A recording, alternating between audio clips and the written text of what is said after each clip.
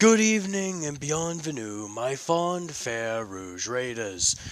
This is your humble narrator, Diomedes Rouge, here to bring you What If Bell Was a Spartan for the third time.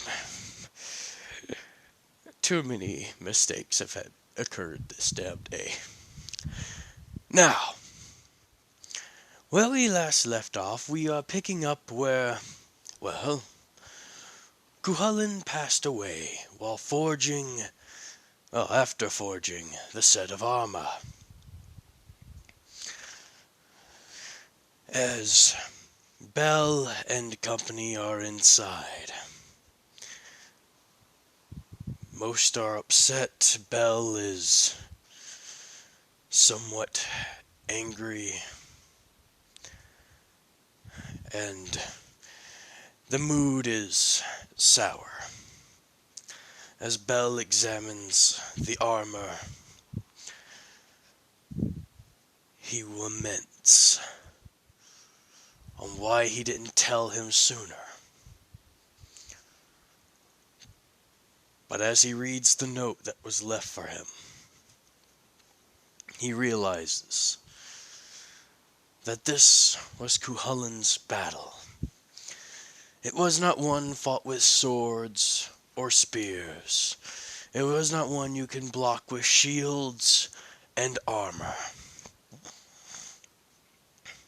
But it was one fought with courage, time, and most importantly, love.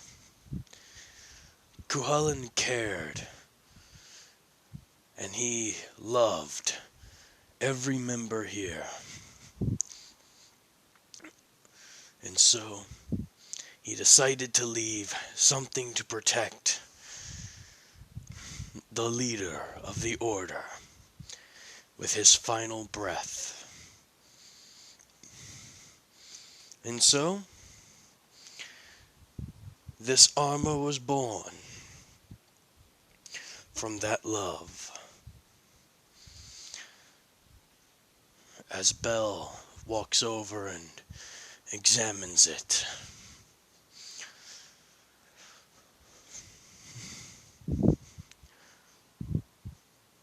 what do you think, boss? What do you mean, what do I think, Jace? Well, think about it. This is yours now. What do you think of it? Honestly, Jace, I have no opinion. This is crazy old bastard. Yeah, I know. But we gotta get things moving. Remember, we still have a deadline to meet.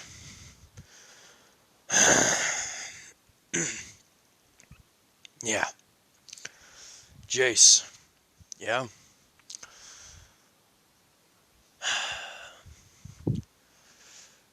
Send a messenger to the Amazonians. Hmm? Okay. Tell them that the Pale Dragon is taking his company and is going to a, well, seemingly suicidal charge that he does not expect to walk away from. Tell them that if they wish for a final farewell, then they may wish to send whoever is brave enough, willing enough, and courageous enough to be able to fight by his side to see him off. For he is going up against a foe that outnumbers him in the thousands, if not more. And that he does plan on dying a good death, if he dies at all. Boss, you are certainly one hell of a character. Not nearly as much as the old man. Nowhere near as much as the old man. But I'll try and honor him. Xander. Yeah. as Bell reaches into his pocket and pulls out a key. Huh? What's this? Key to key to the coffers. As he tosses a similar key to each and every one of the leaders. Each of you, I've been saving up some money into each of your coffers. Emergency funds. This may be the last time we are ever here as proper soldiers of Sparta. So in turn, we shouldn't let anyone who comes here after us have any fucking money. As they all somewhat smile. Alright, so what are we spending it on? The troops primarily. Get them armed and armored with the best gear you can. Make sure that they have everything they need. Make sure that the standard troops are outfitted with the best affordable gear you can get them, and provides little to no lapses in protection or coverage. Make sure the archers are equipped with as many arrows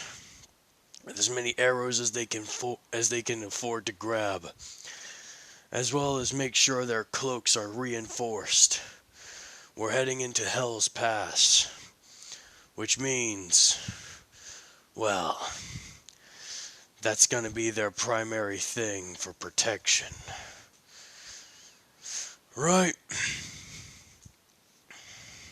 Xander, yeah. Make sure your soldiers' shields are reinforced thoroughly. Make sure all of them are set. You have 5 days. Not a problem. Lander, make sure every one of your soldiers has their armor and doesn't have their armor over encumbered. You're our skirmisher unit. I need you to make sure you hit hard, fast, and are able to retreat. No excess baggage if you can afford it. Yeah, don't worry, boss. We got this. After all, the Black Flames don't go out that easily.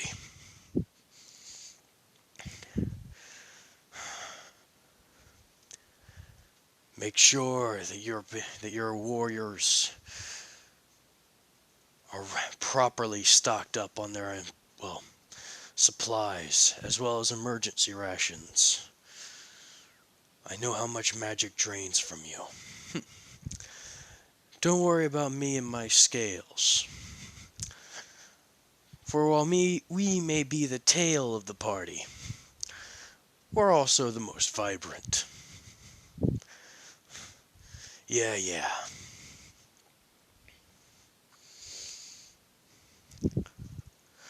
Basil. Yes, cousin? You already know. Make sure the quivers and everything. Yes. Blah, blah, blah. Anything else? Yeah.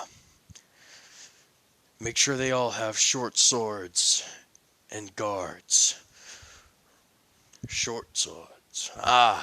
Zephoses. Yeah. Orkopesh. And make sure they follow commands very thoroughly. Brother, you know me. We always follow orders. Yes. But I know you can get overzealous at times. And I know your men are a lot like you. You'll make me blush. But sure, I'll gladly watch over them. I'm glad.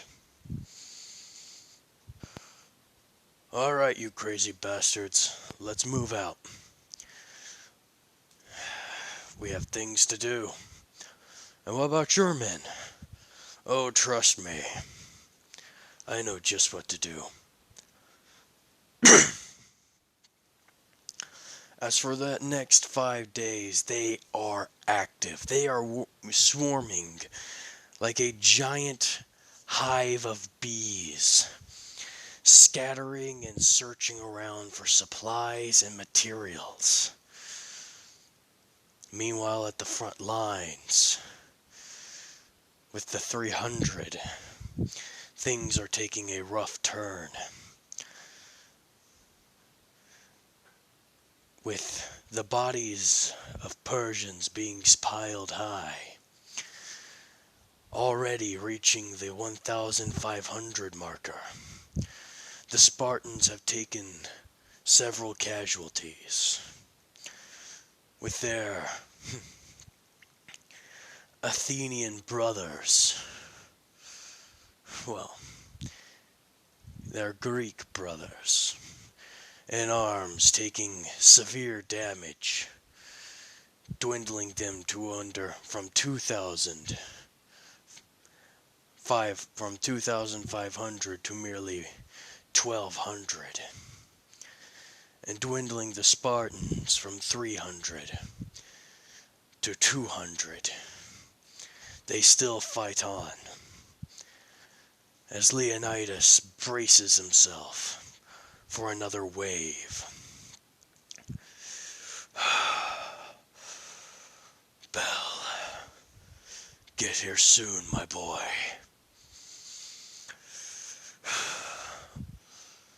Or this is going to be one bad night.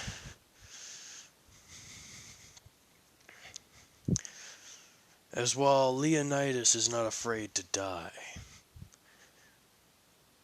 he does know that he would not like all of his men to go out in such a terrible manner.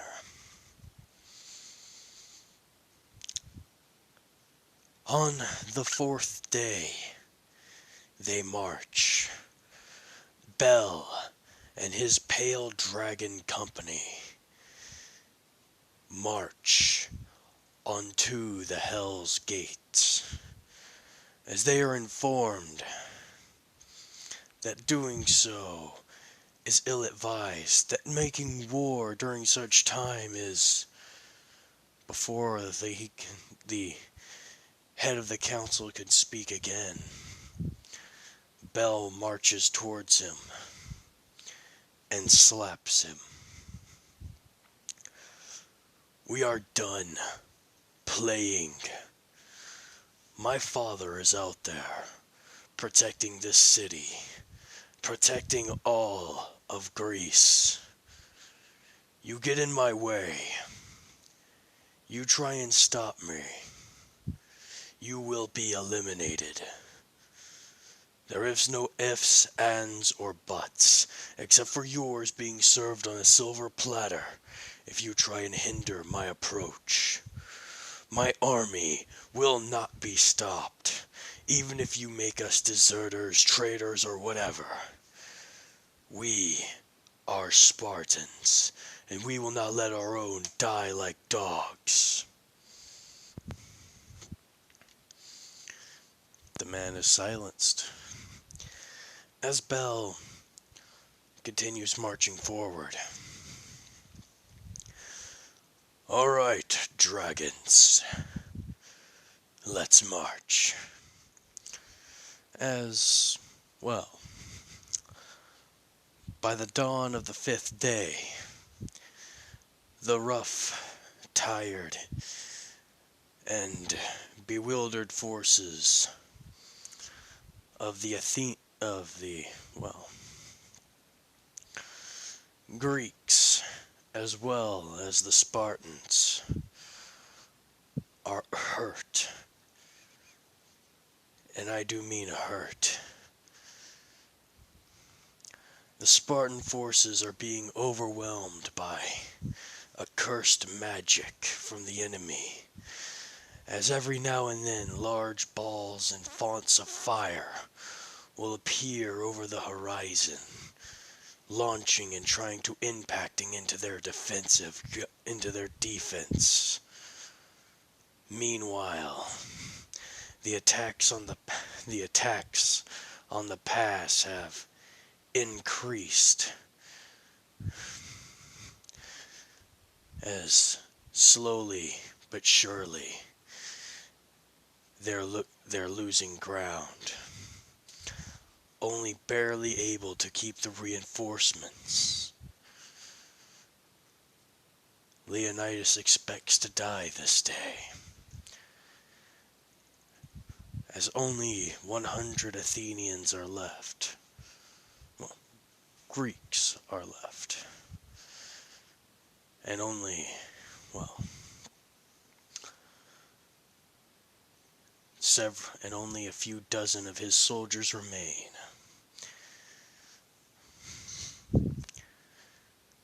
That is, until he hears the unprecedented call. As the Persians march forward for what they think is their final rout, their final charge, their final push.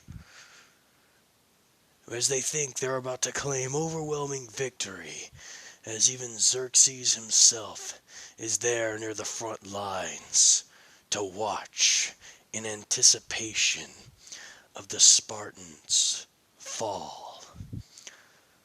They hear a very unpleasant sound.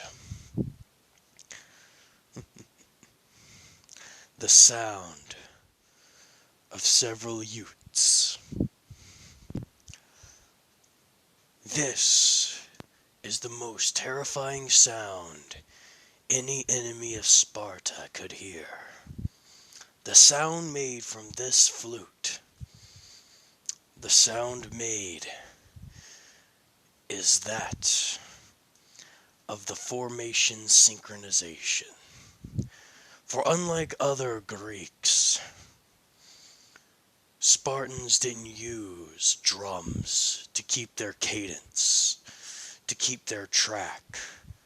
They used flutes to keep themselves lined up, to keep themselves in formation for, well, more accuracy. And oh yes, this is legit. You can look it up. For at this moment, Leonidas knew that the Spartan reinforcements he was expecting have arrived. And Xerxes knows that this war has only just begun. As the first thing they hear after the flutes stop playing is a loud roar, as what they see is a tidal wave of black armor running and flowing like a stream of flame pouring out from the jaws of hell. As these men jump and leap over their fellow brothers in arms, right into the tide of Persians, landing blow after devastating blow, tossing their first spear as they leap over one another. At the apex of their height, at the apex of their jump, throwing their spears, their primary ones at least, into their foes, piercing through their wicker shields and cloth armor, impaling them into the ground, making a devastating line of ever-expanding and growing bodies. As these soldiers then switch to their secondary and begin facing them like warriors of hell, blocking and striking, not letting any of them pass. But as soon as the Persians think they have it under control, they begin to hear the loud whistles and whines of several dozen arrows being loosed as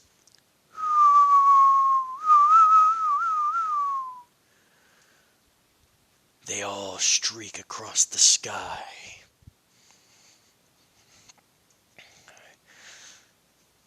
as indeed this is Basil's work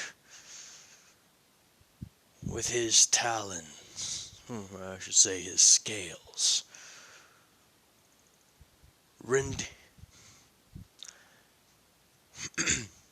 Wings, my bad. Him representing the wings, rending through, well, anyone who dares oppose the dragon.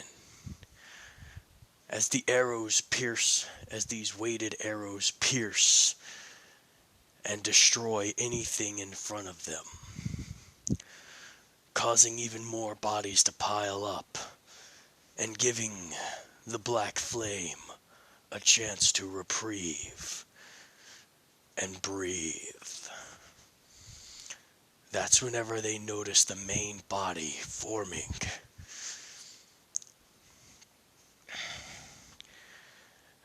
Oh yes, as the main man himself appears. Jace, yeah, I want you to take your talons and go towards the... Take your talons, go towards the frontline group. Patch up whoever you can, see if there are any injured that need immediate evacuation. Xander, yeah, make sure you cover him. I want your mess men on top of him at all times. Meanwhile, send a detachment of your men up to the Goat's Pass. Make sure to reinforce who's ever there, if anyone. And if anything's not there, make sure nothing gets through. Basil, Yeah. Send a group of your archers up there behind the scales. Anyone up there, they hold them off. You rend their flesh from their bone. Right. I'll send my best archers. Meanwhile.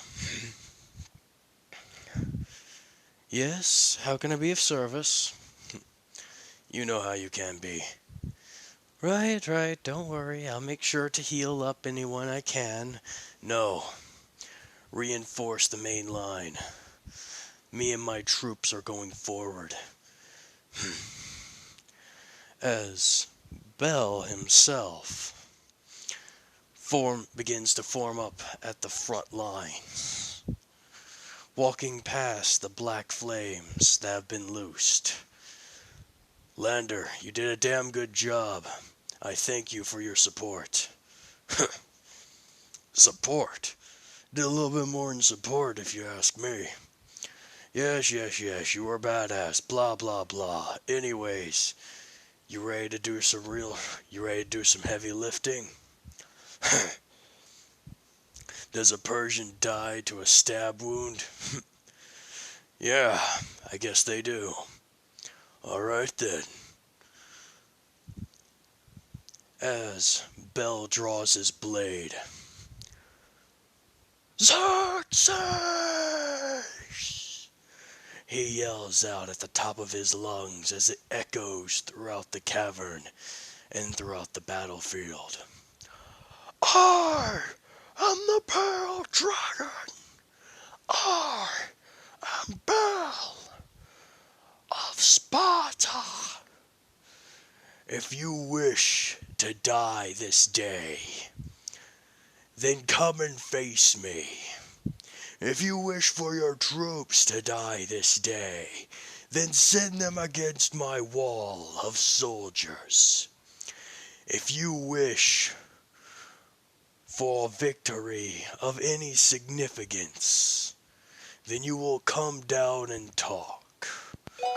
For at least then you might be able to save face. Sorry about that. For at least then you might be able to save face. And at least look akin to what you're trying to pass off as a god king.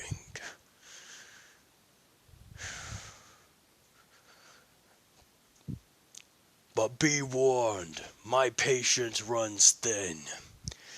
You and your abominations have already killed several of my brothers, and several of my friends. So if you think that you have the right to prolong this discussion till the last days of your pathetic assault, then be warned. If 300 soldiers of Sparta could do this to you, imagine what a full company of over 1,000 can. You will not win this day, and I will make sure your name is dragged through the mud unless you come and talk, so we can end this like men. And with that, he waits. He digs the tip of his new sword into the ground and crosses over and uses his right hand to grip the pommel, and his left hand, guarded by the shield, to place it in front of the crossguard, looking like a staunch, stern warrior that will strike out at anything at any moment, while looking unfazed by anything that's happened.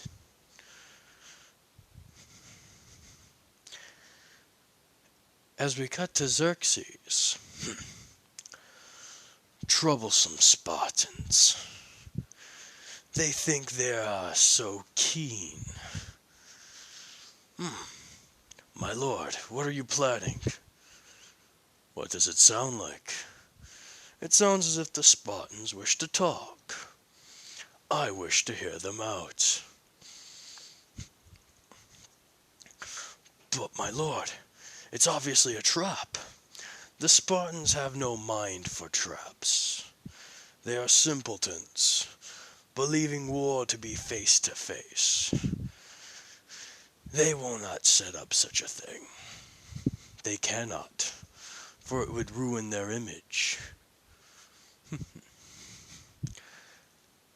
As Xerxes and his main guard head down to the front lines, Xerxes can feel a sinister presence. As when he looks towards the commander of this new order, the pale dragons, he can feel something. As he looks at this person, he can feel a presence he hasn't felt before since Oreo. As he feels like he's gazing upon a monster, an apex predator, something that cannot be contained in mortal form, yet is clearly standing before him and such. This will be interesting, as he says as he marches forward. So, you are the so-called Pale Dragon. Tell me, are you here to offer earth and water to your better? As Bell looks up towards this man, who stands a good head above him. Better. Sorry, I have none of those. But I do recognize your might. At best, you may be called an equal. As one man is about to get frustrated on Xerxes' side, he quickly silences him. High praise coming from a Spartan, who claimed to have no equals in war. Perhaps you're not too lost yet.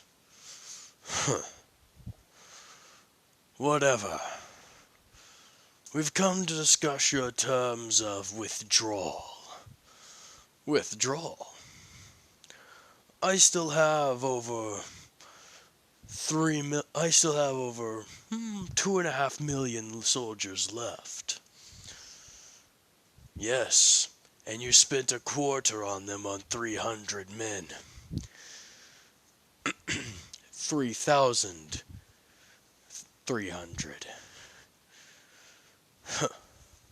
If you can call those other ones 3,000. They were bakers. They were smiths. They were planters. They weren't soldiers.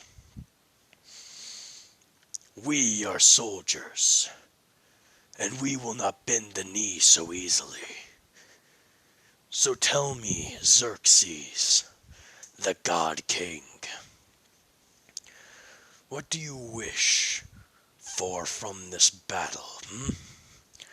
Are you trying to take over Sparta, then Athens, for some petty grudge between our fathers?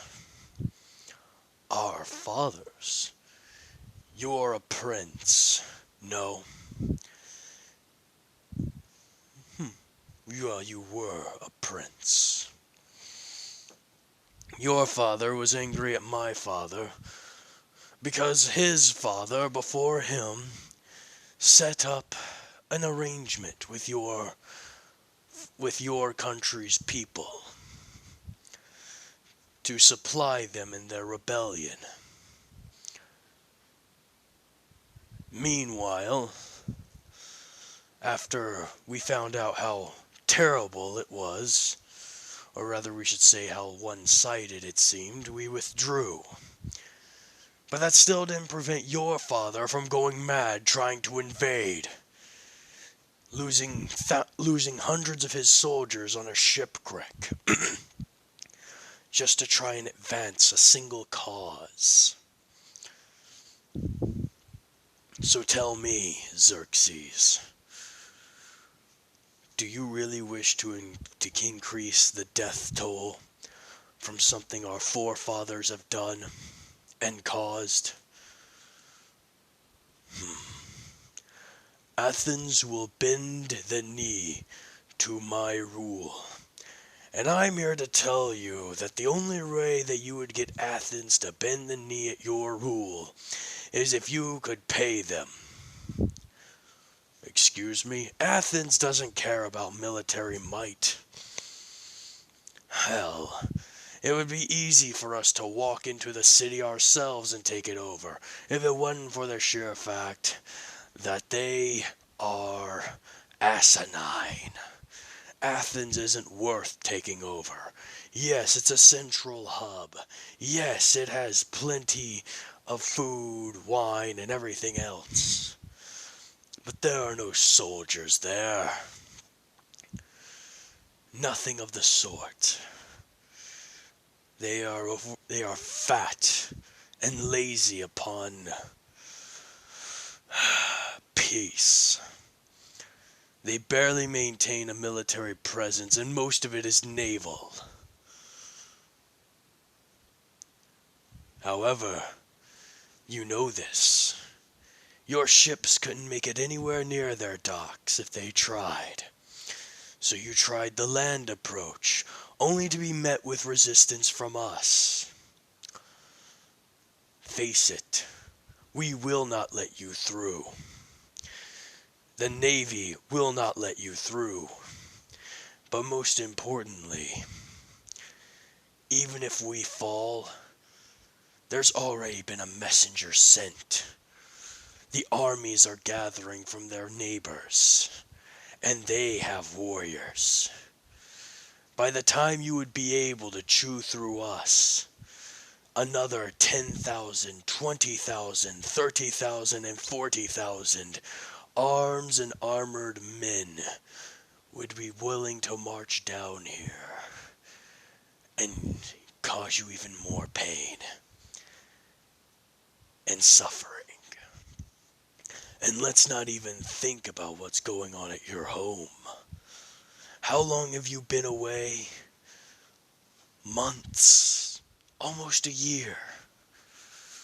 Do you not think that your personnel back home are plotting against you? Think of it, Xerxes. You rule with an iron grip. An iron grip does not foster goodwill towards the gripper. As soon as you let loose of your leash, they act. And your grip has been loosed for a while. What are you saying? I'm saying, back home, I guarantee you there's probably an assassination ready for you, waiting for your return, if not being sent here and your reinforcements. I'm sure there is. But why do you care so much of me? I don't. I care for Sparta and her people. I just wanted to let you know that I will not back down, nor will my men. So if you try and force us, you're going to die. Painfully and slowly.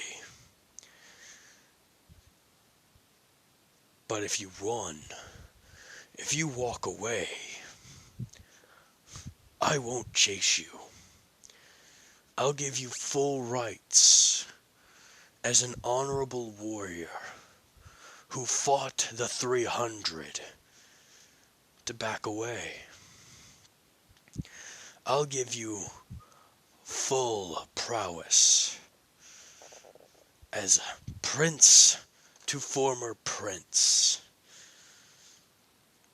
The right to back off and leave my people the fuck alone. Do we understand each other?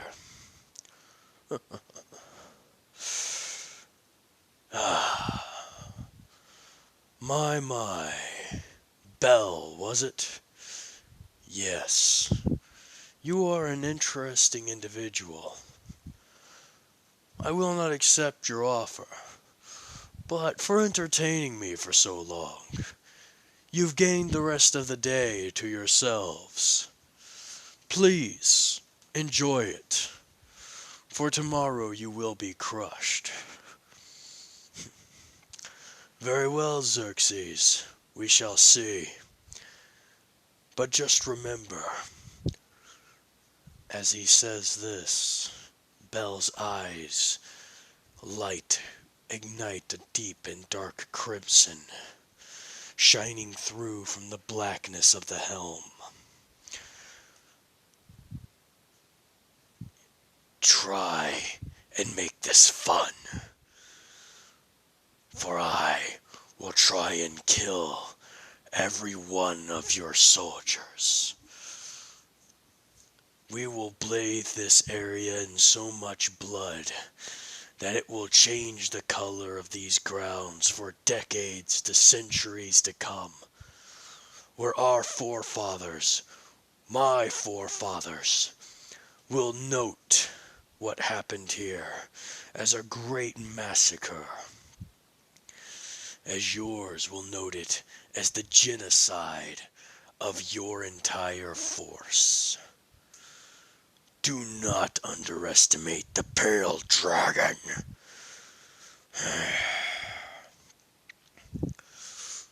With that, Xerxes gets a slight shiver of fear down his spine.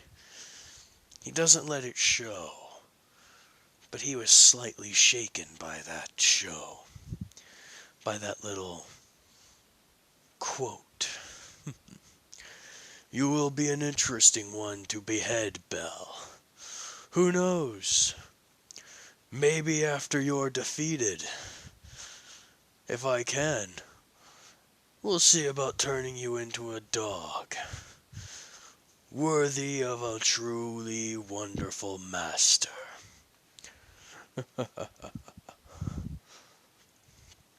And that, my friends, is where I'm going to end it here. Hope you enjoyed, and do please leave a comment and tell me what you felt about it. Bye for now.